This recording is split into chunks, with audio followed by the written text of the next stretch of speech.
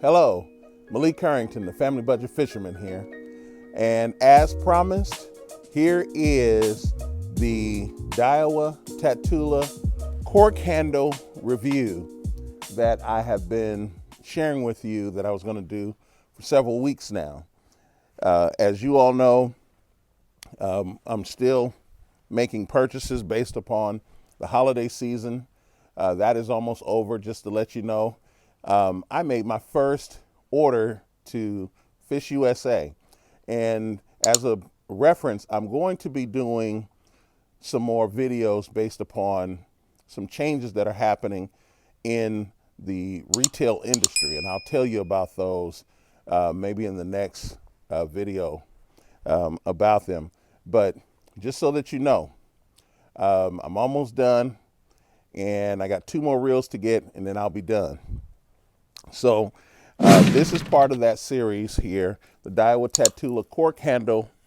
This is the 7'6" spinning rod, and this is listed as the MLM, which is the medium light medium.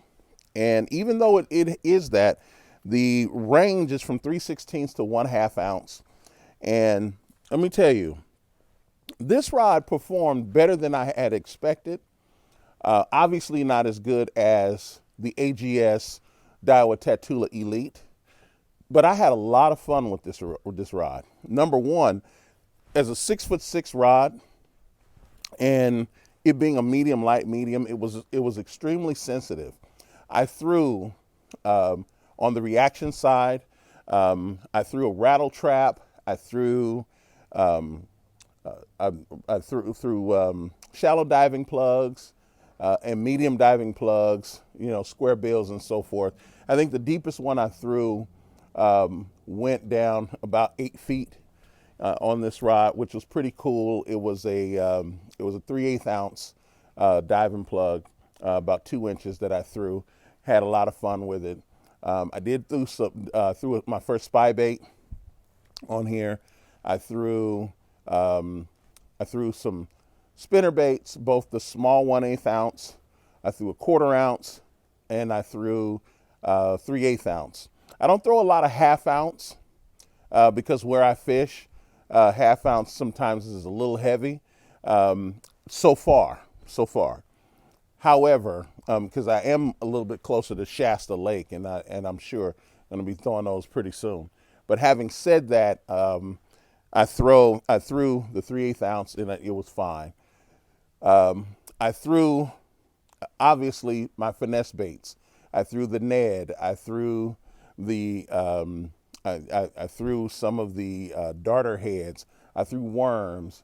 I did some crawls. I mean, I went through the gamut. I probably threw about 15 baits from the reaction to the finesse. And I threw more reaction than I did finesse. Normally it would be the other way around. But I think about 8 or 10 of the baits were actually reaction. And I think it's because it's expected for a rod like this to throw finesse baits. But I know that as many baits that are reaction baits can be caught on this. So as you know, I have this paired with the Abu Garcia Revo X, which performed stellarly.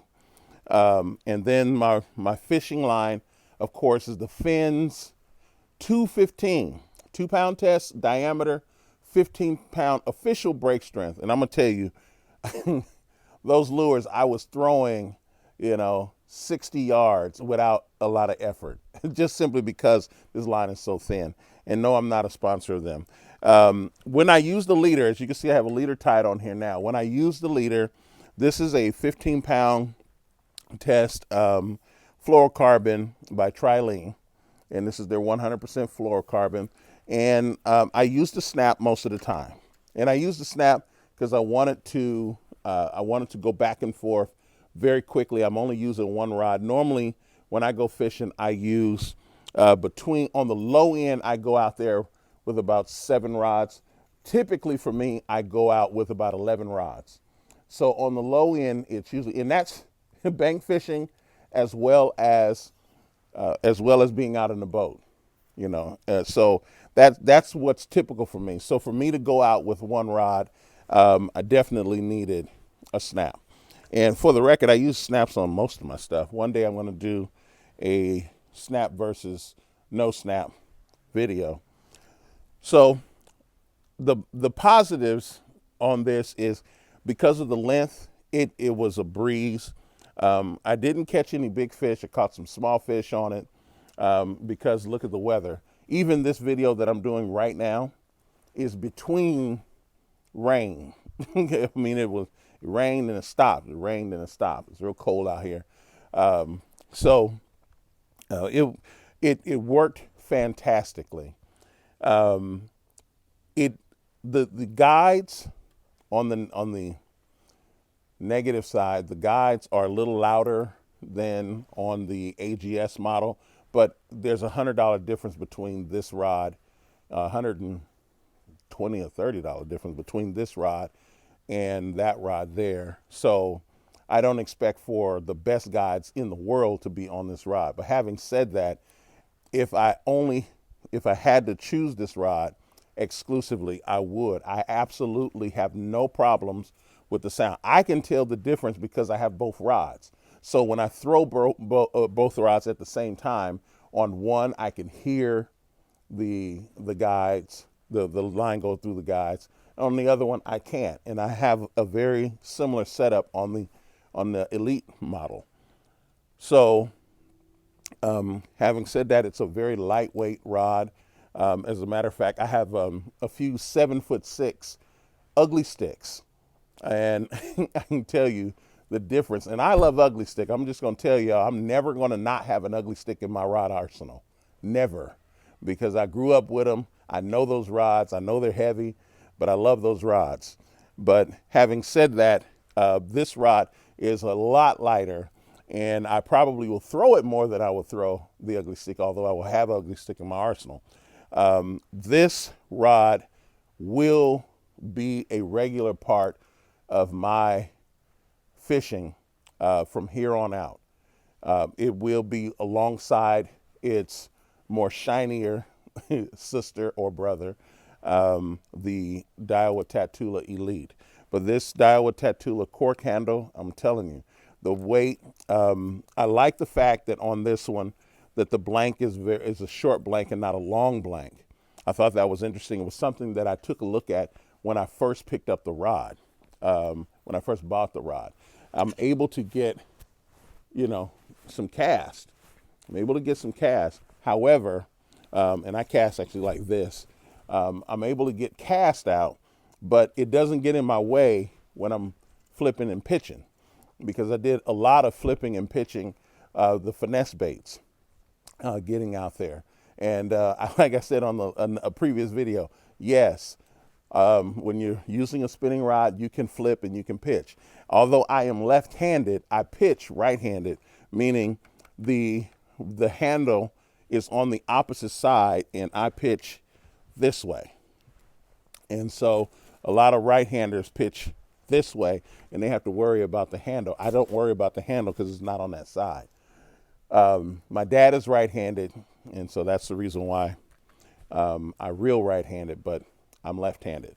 So having said that, and he taught me how to fish, by the way. So I would recommend this rod. And let me say this for the sake of all the things that you see me with on this channel.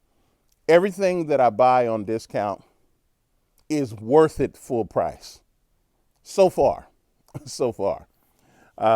This rod, if I had to pay full price for it, I'd be very happy to pay full price for this rod. I think this rod came in at $169 full price. I'd be very happy to pay $169 for this rod full price. It's worth it full price. I did not obviously pay for a full price, but it's worth it full price. We're going to see now, because we don't know the future.